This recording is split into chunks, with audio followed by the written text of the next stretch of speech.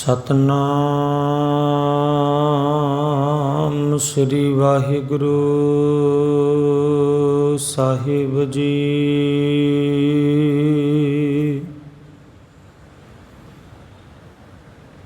हों आया दूर हों चल के, मैं तकी तो सरनाए जियो।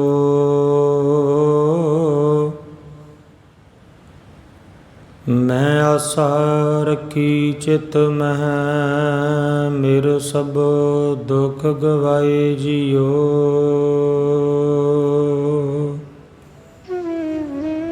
गुरु गरीबन वाज।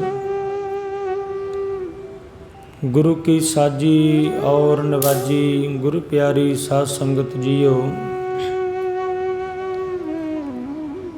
सतगुरां दी अपार किरपा रहमत हो रही है। धन धन श्री नाभ कमल राजा साहिब महाराज, धन धन श्री अवधूत साहिब महाराज, जिन्हां दे तप अस्थान ते बैठ के संगत करन दा सुभाग समा मिल रहा है। वडभागे हाँ, वड्डियां भागां वाले हाँ कि सतगुरु जी ने किरपा कीती है, रहमत कीती है, अमृत वेले दा जागना बख्शिया। बेनती है संगतां नूं पाई, जिहड़ियां संगतां भी शरीर करके पहुंचियां ने, अपने मन नूं हाजिर करिए। कोई भी रसना वांझी ना रवे। सारे ही आखो जी वाहिगुरु जी का खालसा, वाहिगुरु जी की फतेह। मन की हाजिरी लगवाइए, क्योंकि जदों प्यारे आपां अरदास विच भी शामिल होने हैं ना, तो जदों अरदास करते हैं तो अखीर विच अरदास दे कहने बोलो जी भाई वाहिगुरु। जदों अरदास करते हैं, अरदास दी हरेक पैरे दे अखीर विच आपां कहने बोलो भाई वाहिगुरु। कई ते प्यारे वडभागे ने, वड्डियां किस्मतां वाले ने जिहड़े बोलते ने, ते कई नहीं बोलते। सो जदों आपां अरदास करते ना प्यारे, अखीर विच जाके परिवारां वास्ते सुख मंगने आ, परिवार दी चढ़दी कला वास्ते आपां अरदासां करते हैं। पर जदों आपां अरदास कर रहे हैं, अरदास दे विच आपां उदों ही सब कुछ मंग लैंदे। जदों आपां कहने आ ना कि प्रथमे सरबत खालसा जी को वाहिगुरु वाहिगुरु वाहिगुरु चित आवै, चेतावन का सदका सर्ब सुख होवै। जिन्हों जिन्हों वाहिगुरु याद आ रहा ना, उन्होंने सतगुरु कहते भी सर्ब सुख होवै, सारे पासे सुख होवै, क्योंकि प्यारे अरदास विच ही सुख मिल जाता। इस करके प्यारे जदों किते अरदास विच खड़दे हैं, किते मौका मिलता ना वाहिगुरु कहण दा, कह दिया करो, संगिया ना करो। क्योंकि राजा साहब जी फरमान कर रहे ने, समझाना कर रहे ने, प्राणी ये जिहड़ा शरीर है ना, ये किस तरह उस अकाल पुरख ने बख्शिया, पर आपां हंकारवादी हो चुके हैं। कई राजा साहब जी वचन कर रहे ने, आओ श्रवण करिए। सवैया सूरत देख क्यों फुल रियो एहो, बनिया निदान है काल च बिना। जिस जवानी का मान करें 60, भीतर आज के काल के खीना। चमत्कार ज्यों दामन का, त्यों हो बनहार शरीर है लीना। दास भगवान है खाक सभी, अजे मूर्ख देखना ठीक पतीना। राजा साहब जी फरमान करते ने, समझाना करते ने, भाई अपनी इस देह नूं, अपनी सुरत नूं सोहना वेख के हंकार काहदा कर रहे हैं। ये तो असल विच मौत का चबेना है। ये मौत का चबेना है। जिहड़ी सुरत है, ये जिहड़ा सोहना शरीर है, असल विच इहनूं मौत ने एक दिन खत्म कर देना, खा जाना। राजा साहब जी फरमान करते ने, भाई हंकार किस गल दा। जिस अकाल पुरख परमात्मा ने सवास बख्शे ने ना प्यारिओ, उसने एक ना एक दिन लैके जाना इस संसार तो। चाहे कोई कितना भी बलवान है, कितना भी धनी है, एक ना एक दिन ये शरीर छड्डना पैना। ये शरीर वाला डेरा मिट्टी विच तबाह हो जाना है। ਤੇ ਰਾਜਾ ਸਾਹਿਬ ਫਰਮਾਨ ਕਰਦੇ ਨੇ, ਹੇ ਮੂਰਖ, ਜਿਸ ਜਵਾਨੀ ਦਾ ਤੂੰ ਮਾਣ ਕਰਦਾ ਨਾ, ਉਹ ਤਾਂ ਅੱਜ ਭਲਕੇ ਖਤਮ ਹੋ ਜਾਣੀ ਹੈ, ਉਹਦਾ ਕੋਈ ਭਰੋਸਾ ਨਹੀਂ। ਜਿਸ ਜਵਾਨੀ ਦਾ ਤੂੰ ਮਾਣ ਕਰਦਾ, ਜਿਸ ਧਨ ਦਾ ਤੂੰ ਮਾਣ ਕਰਦਾ, ਉਹ ਸਭ ਖਤਮ ਹੋ ਜਾਵੇਗਾ। ਰਾਜਾ ਸਾਹਿਬ ਵਾਰ-ਵਾਰ ਫਰਮਾਨ ਕਰਕੇ ਸਮਝਾਣਾ ਕਰਦੇ ਨੇ, ਭਾਈ ਜਿਵੇਂ ਬੱਦਲਾਂ ਵਿੱਚ ਬਿਜਲੀ ਦੀ ਚਮਕਾਰ ਦੀ ਨਿਆਈ ਹੈ ਇਹ ਸਰੀਰ, ਜਿਵੇਂ ਬਿਜਲੀ ਦੀ ਚਮਕਾਰ ਪਈ ਨਾ ਇੱਕਦਮ ਤੇ ਨਾਲ ਹੀ ਖਤਮ ਹੋ ਜਾਂਦੀ ਹੈ। ਜਦੋਂ ਬੱਦਲ ਆਉਂਦੇ ਨੇ ਆਪਾਂ ਵੇਖਦੇ ਹਾਂ ਕਿ ਬੱਦਲ ਗਰਜ ਰਹੇ ਨੇ, ਅਸਮਾਨ ਵਿੱਚ ਬਿਜਲੀ ਲਿਸ਼ਕ ਰਹੀ ਹੈ।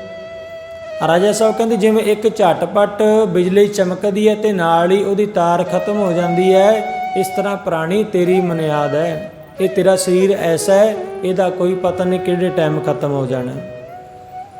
ਰਾਜਾ ਸਾਹਿਬ ਜੀ ਫਰਮਾਨ ਕਰਦੇ ਨੇ, ਅਸਲੀਅਤ ਦੱਸਦੇ ਨੇ ਇਸ ਦੇਹ ਦੀ ਤੇ ਬਿਆਨ ਕਰਦੇ ਨੇ, ਭਾਈ ਇਹ ਸਰੀਰ ਮਿੱਟੀ ਹੈ, ਅਖੀਰ ਮਿੱਟੀ ਵਿੱਚ ਇਹਨੇ ਰਲ ਜਾਣਾ ਹੈ, ਪਰ ਮੂਰਖ ਇਸ ਨੂੰ ਸਦਾ ਰਹਿਣ ਵਾਲੀ ਸਮਝੀ ਬੈਠਾ ਹੈ।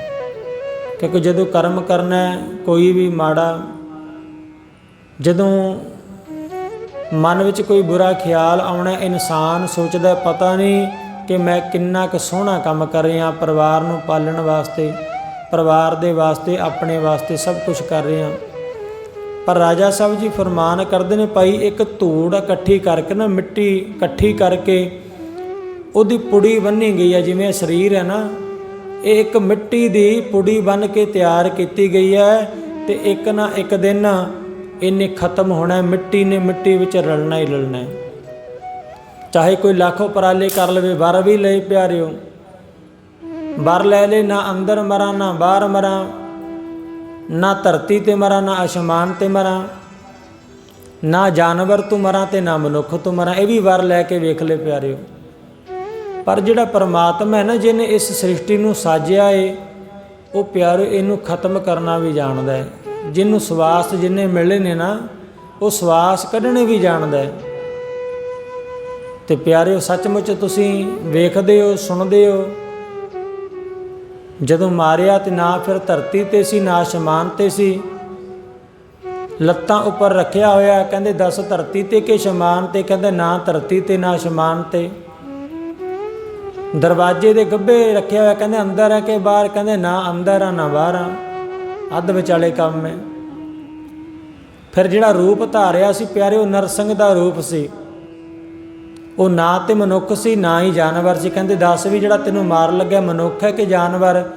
ਕਹਿੰਦੇ ਪਤਾ ਨਹੀਂ ਲੱਗ ਰਿਹਾ ਕਿ ਮਨੁੱਖ ਹੈ ਕਿ ਜਾਨਵਰ ਹੈ।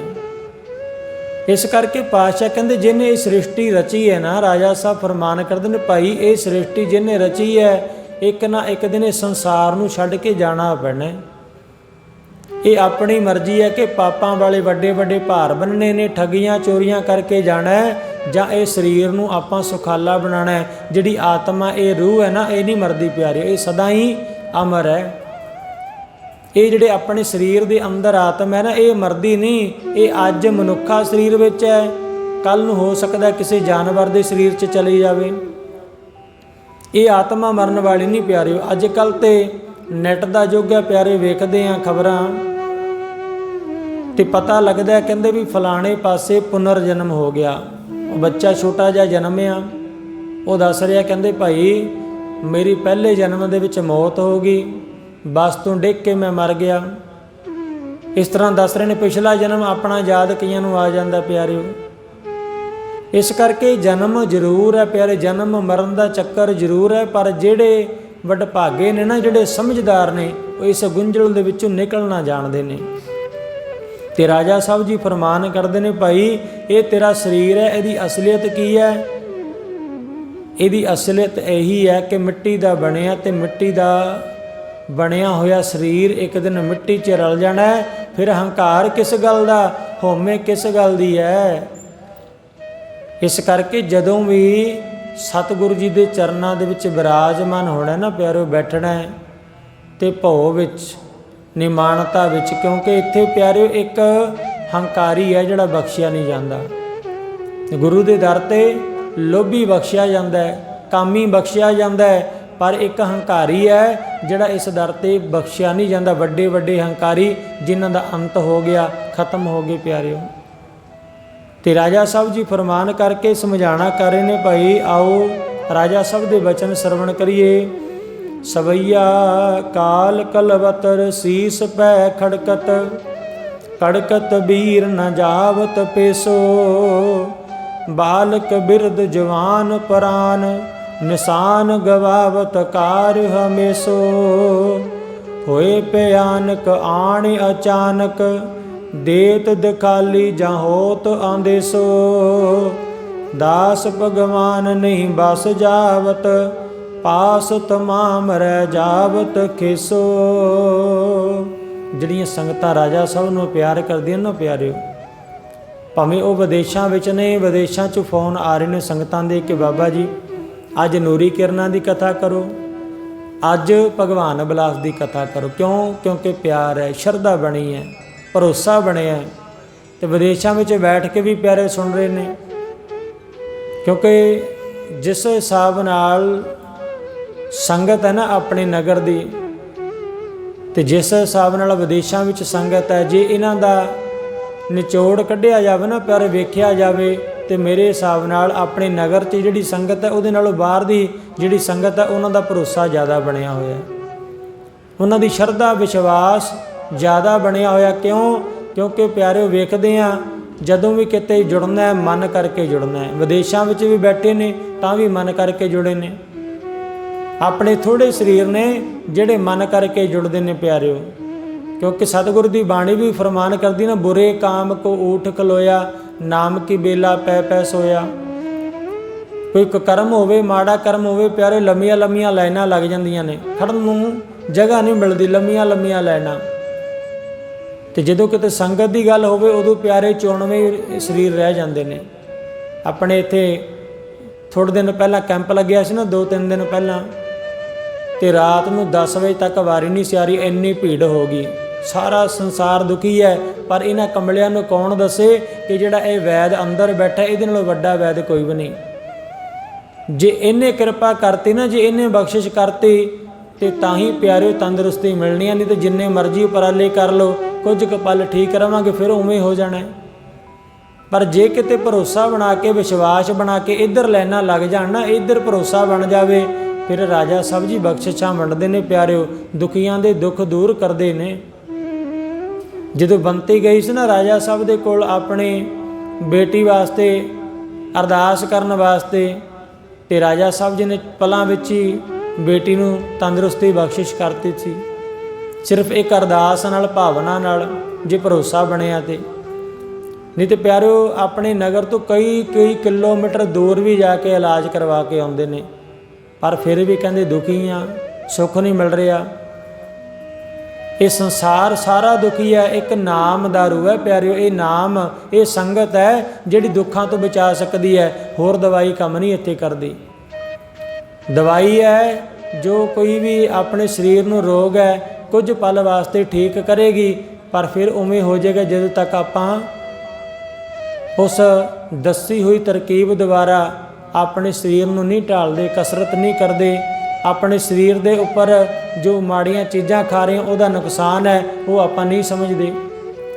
ਇਸੇ ਤਰ੍ਹਾਂ ਗੁਰੂ ਦੀ ਸੰਗਤ ਹੈ ਪਿਆਰਿਓ, ਸੰਗਤ ਕਰਨ ਆਉਂਦੇ ਆ, ਪਰ ਨਾਲ ਸਮਝਣਾ ਹੈ ਵੀ ਸੰਗਤ ਕਰਨ ਆਉਂਦੇ ਆ ਇਹ ਕਿਹੜੀਆਂ ਮਾੜੀਆਂ ਚੀਜ਼ਾਂ ਤੋਂ ਬਚਣਾ ਹੈ, ਕਿਹੜੀ ਗੱਲ ਤੋਂ ਸਤਿਗੁਰ ਰੋਕ ਰਹੇ ਨੇ। ਕੀ ਕਹਿ ਰਹੇ ਨੇ ਸਤਿਗੁਰ ਜੀ? ਠੱਗੀ ਚੋਰੀ ਤੋਂ ਮਨਾਹੀ ਕਰ ਰਹੇ ਨੇ, ਚੁਗਲੀ ਨਿੰਦਿਆ ਤੋਂ ਮਨਾਹੀ ਕਰ ਰਹੇ ਨੇ।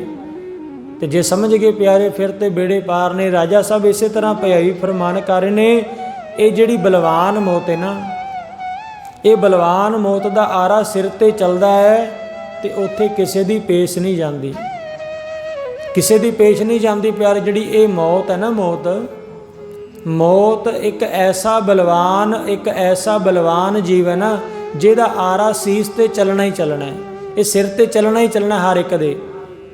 ਜਿੰਨਾ ਕੋਈ ਮਰਜ਼ੀ ਉਪਰਾਲਾ ਕਰ ਲਵੇ, ਮਹਿੰਗੀਆਂ ਤੋਂ ਮਹਿੰਗੀਆਂ ਦਵਾਈਆਂ ਖਰੀਦ ਲਵੇ। ਸਿਕੰਦਰ ਬਾਦਸ਼ਾਹ ਪਿਆਰਿਓ ਜਿਹਨੇ ਸਾਰੀ ਦੁਨੀਆ ਜਿੱਤੀ ਸੀ, ਉਹਦੇ ਨਾਲੋਂ ਆਪਾਂ ਤਕੜੇ ਨਹੀਂ ਹੋ ਜਾਣਾ, ਉਹਦੇ ਨਾਲੋਂ ਜ਼ਿਆਦਾ ਧਨੀ ਨਹੀਂ ਹੋ ਜਾਣਾ, ਪਰ ਅਖੀਰ ਵਿੱਚ ਉਹਨੂੰ ਵੀ ਜਾਣਾ ਪਿਆ। ਤੇ ਰਾਜਾ ਸਾਹਿਬ ਫਰਮਾਨ ਕਰਦੇ ਨੇ, ਭਾਈ ਇਹ ਜਿਹੜਾ ਸਰੀਰ ਦੇ ਉੱਪਰ ਮੌਤ ਵਾਲਾ ਆਰਾ ਚੱਲਣਾ ਹੀ ਚੱਲਣਾ ਹੈ, ਇਹਦੇ ਉੱਪਰ ਕਿਸੇ ਦੀ ਪੇਸ਼ ਨਹੀਂ ਜਾਣੀ। ਇਹ ਮੌਤ ਨਿਸ਼ਚਿਤ ਹੈ, ਮਰਨ ਲਿਖਾਏ ਮੰਡਲ ਮੈਂ ਆਏ, ਮਰਨਾ ਲਿਖਾ ਕੇ ਆਏ ਹਾਂ, ਪਰ ਇਹ ਸਰੀਰ ਆਪਾਂ ਨੂੰ ਕਾਹਦੇ ਵਾਸਤੇ ਮਿਲਿਆ ਇਹ ਗੱਲ ਭੁੱਲ ਗਏ ਹਾਂ। ਅਕਾਲ ਪੁਰਖ ਪਰਮਾਤਮਾ ਨਾਲ ਮੇਲ ਕਰਨ ਵਾਸਤੇ ਆਏ ਹਾਂ, ਪਰਮਾਤਮਾ ਨਾਲ ਮੇਲ ਹੋ ਜਾਵੇ ਇਸ ਆਤਮਾ ਦਾ, ਤੇ ਆਪਾਂ ਇਸ ਗੱਲ ਨੂੰ ਭੁੱਲ ਕੇ ਫਿਰ ਪਿਆਰਿਓ ਵੱਡੇ ਵੱਡੇ ਝੂਠ ਪਖੰਡ ਉਹਦੀਆਂ ਆਪਾਂ ਪੰਡਾਂ ਬੰਨੀ ਜਾਂਦੇ ਹਾਂ। ਤੇ ਰਾਜਾ ਸਾਹਿਬ ਫਰਮਾਨ ਕਰਦੇ ਨੇ, ਭਾਈ ਇਹ ਉਸ ਦਾ ਕੰਮ ਕੀ ਹੈ? ਪ੍ਰਾਣਾਂ ਦਾ ਨਾਸ਼ ਕਰਨਾ। ਇਹ ਜਿਹੜੀ ਮੌਤ ਹੈ ਇਹਦਾ ਕੰਮ ਕੀ ਹੈ? ਇਹ ਜਿਹੜੇ ਪ੍ਰਾਣ ਨੇ ਇਹਨਾਂ ਦਾ ਨਾਸ਼ ਕਰਨਾ। ਇਹ ਆਪਣਾ ਕੰਮ ਕਰ ਰਹੀ ਹੈ। ਹੌਲੀ ਹੌਲੀ ਸਰੀਰ ਬਿਰਧ ਹੁੰਦਾ ਗਿਆ, ਦੰਦ ਚਲੇ ਗਏ, ਆਵਾਜ਼ ਸੁਣਨੀ ਬੰਦ ਹੋ ਗਈ, ਕੰਨਾਂ ਦੀ ਰੋਸ਼ਨੀ ਬੰਦ ਹੋ ਗਈ, ਹੌਲੀ ਹੌਲੀ ਹੌਲੀ ਹੌਲੀ ਸਰੀਰ ਕੰਮ ਕਰਨਾ ਬੰਦ ਹੋ ਗਿਆ, ਹੌਲੀ ਹੌਲੀ ਨਾਸ਼ ਹੋ ਰਿਹਾ ਸਰੀਰ ਦਾ, ਪਰ ਫਿਰ ਵੀ ਆਪਾਂ ਸਮਝ ਨਹੀਂ ਰਹੇ। ਅੱਗੋਂ ਨੇੜਾ ਆਇਆ, ਪਿੱਛਾ ਰਿਹਾ ਦੂਰ।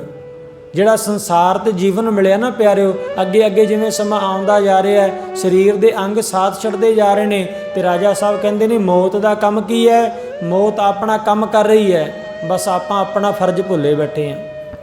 ਮੌਤ ਦਾ ਕੰਮ ਹੈ ਇਹ ਸਰੀਰ ਨੂੰ ਨਾਸ਼ ਕਰਨਾ। ਤੇ ਰਾਜਾ ਸਾਹਿਬ ਕਹਿੰਦੇ ਇਹ ਸਰੀਰ ਨੂੰ, ਪ੍ਰਾਣਾਂ ਨੂੰ ਇਹ ਨਾਸ਼ ਕਰ ਰਹੀ ਹੈ, ਪਰ ਇਨਸਾਨ ਗੂੜੀ ਨਿੰਦਰ ਸੁੱਤਾ ਪਿਆ ਹੈ, ਚਾਹੇ ਬਾਲਕ ਹੋਵੇ। ਰਾਜਾ ਸਾਹਿਬ ਫਰਮਾਨ ਕਰਦੇ ਨੇ, ਇਹ ਮੌਤ ਅੱਗੇ ਚਾਹੇ ਕੋਈ ਬਾਲਕ ਹੈ, ਚਾਹੇ ਕੋਈ ਜਵਾਨ ਹੈ, ਚਾਹੇ ਕੋਈ ਬੁੱਢਾ ਹੈ। ਇਹ ਰਾਜਾ ਸਾਹਿਬ ਦੇ ਵਚਨ ਨੇ ਪਿਆਰੇ। ਚਾਹੇ ਕੋਈ ਜਵਾਨ ਹੈ, ਬੁੱਢਾ ਹੈ, ਚਾਹੇ ਕੋਈ ਬਾਲਕ ਛੋਟੀ ਉਮਰ ਵਿੱਚ ਹੈ, ਰਾਜਾ ਸਾਹਿਬ ਫਰਮਾਨ ਕਰਦੇ ਨੇ, ਭਾਈ ਕਾਲ ਆਪਣਾ ਭਿਆਨਕ ਰੂਪ ਅਚਾਨਕ ਹੀ ਆ ਕੇ ਵਿਖਾਲਦਾ। ਅਚਾਨਕ ਇੱਕਦਮ ਮੌਤ ਆ ਜਾਂਦੀ ਹੈ। ਸੁਣਦੇ ਆ ਨਾ ਅੱਜ ਤੇ ਪਿਆਰਿਓ ਆਪਾਂ ਕਿ ਹੁਣ ਤੇ ਚੰਗਾ ਭਲਾ ਸੀ, ਪਤਾ ਨਹੀਂ ਕੀ ਹੋ ਗਿਆ।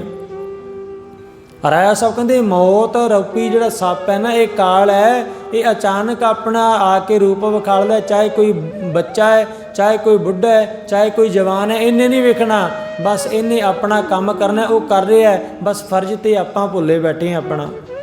ਤੇ ਰਾਜਾ ਸਾਹਿਬ ਫਰਮਾਨ ਕਰਦੇ ਨੇ, ਭਾਈ ਇਹ ਜੀਵ ਉਸ ਸਮੇਂ ਪੈ ਭੀਤ ਹੋ ਜਾਂਦਾ ਹੈ। ਕਦੋਂ? ਜਦੋਂ ਪਾਤਸ਼ਾਹ ਕਹਿੰਦੇ ਉਸ ਸਮੇਂ ਨਜ਼ਦੀਕੀ ਘਰ ਦੇ ਰਿਸ਼ਤੇਦਾਰ ਸਾਰੇ ਵੇਖਦੇ ਰਹਿ ਜਾਂਦੇ ਨੇ।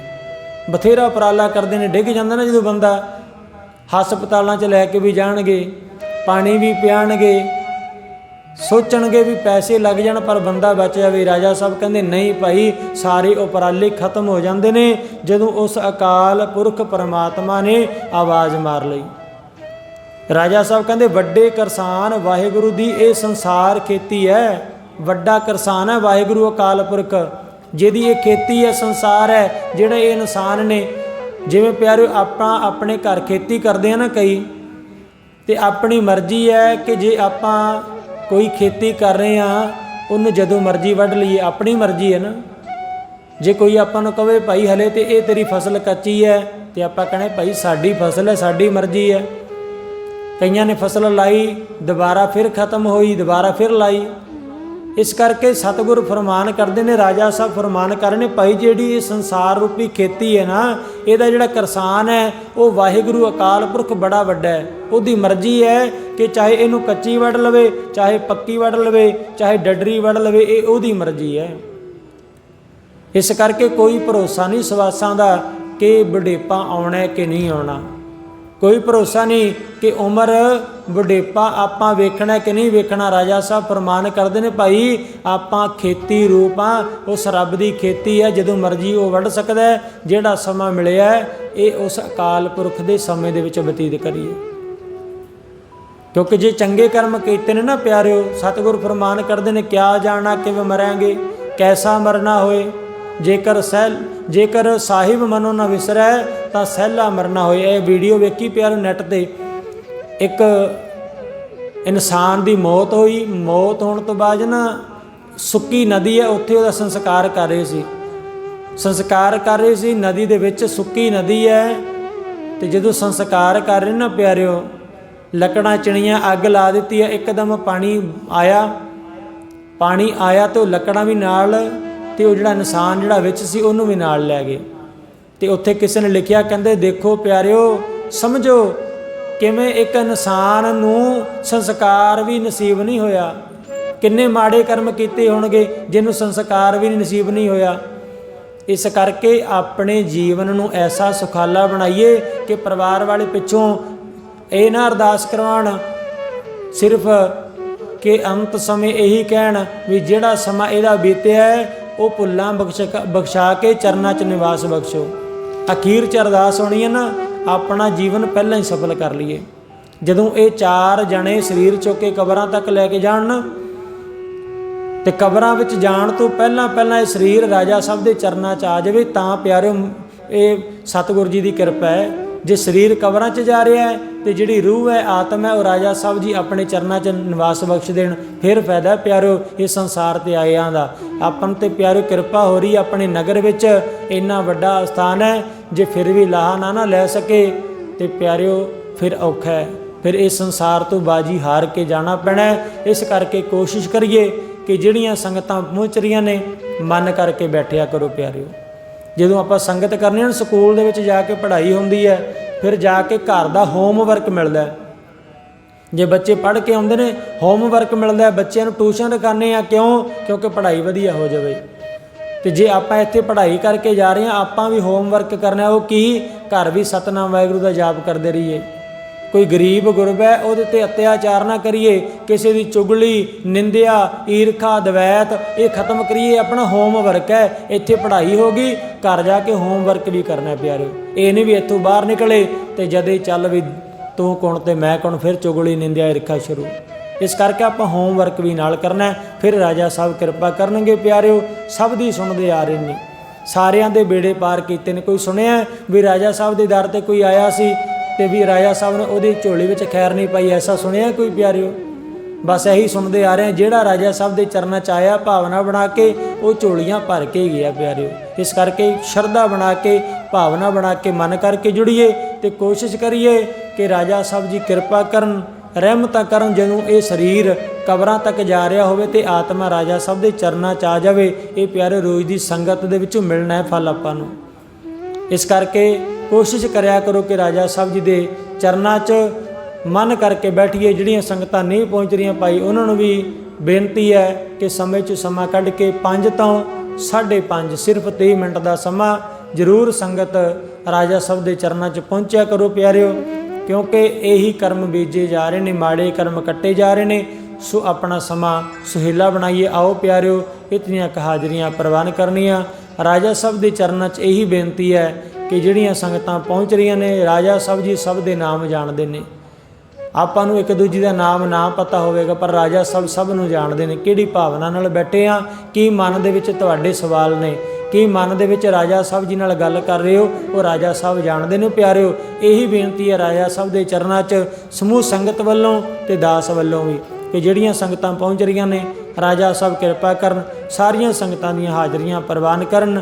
ਇਸੇ ਤਰ੍ਹਾਂ ਪਰਿਵਾਰਾਂ ਨੂੰ ਸੁੱਖ ਸ਼ਾਂਤੀਆਂ ਬਖਸ਼ਣ, ਦੁੱਖਾਂ, ਵਿਘਨਾਂ, ਕਸ਼ਟਾਂ, ਕਲੇਸ਼ਾਂ ਦੇ ਨਾਸ਼ ਕਰਕੇ ਆਪਣੇ ਚਰਨਾਂ ਨਾਲ ਜੋੜ ਕੇ ਰੱਖਣ। ਆਓ ਪਿਆਰਿਓ, ਬੋਲਿਆ ਹੋਇਆ ਸ਼ਬਦ ਕਈ ਵਾਰੀ ਵੱਧ ਘੱਟ ਬੋਲ ਹੋ ਜਾਂਦਾ ਹੈ। ਸੋ ਸਾਰੀ ਸੰਗਤ ਨੂੰ ਬੇਨਤੀ ਹੈ ਭਾਈ, ਜ਼ਰੂਰ ਆਪਣੀ ਸਲਾਹ ਵੀ ਦਿਆ ਕਰੋ, ਦੱਸਿਆ ਵੀ ਕਰੋ। ਕੋਈ ਗੱਲਬਾਤ ਕੋਈ ਨਵੀਂ ਦੱਸਣੀ ਹੋਵੇ, ਕੋਈ ਸਮੇਂ ਦੀ ਤਬਦੀਲੀ, ਕੁਛ ਵੀ ਤੁਹਾਡੇ ਮਨ 'ਚ ਵੀ ਵਿਚਾਰ ਹੋਵੇ, ਜ਼ਰੂਰ ਸਾਂਝਾ ਕਰਿਆ ਕਰੋ ਪਿਆਰਿਓ। ਆਓ ਇੰਨੀਆਂ ਕੁ ਹਾਜ਼ਰੀਆਂ ਪ੍ਰਵਾਨ ਕਰਨੀਆਂ। ਸੰਗਤਾਂ ਨੂੰ ਬੇਨਤੀ ਹੈ ਕਿ ਗੁਰੂ ਕੇ ਲੰਗਰ ਤਿਆਰ ਹਨ, ਸਾਰਿਆਂ ਨੇ ਭਾਈ ਛਕ ਕੇ ਜਾਣ ਦੀ ਕਿਰਪਾਲਤਾ ਕਰਨੀ ਹੈ। ਵਾਹਿਗੁਰੂ ਜੀ ਕਾ ਖਾਲਸਾ, ਵਾਹਿਗੁਰੂ ਜੀ ਕੀ ਫਤਿਹ।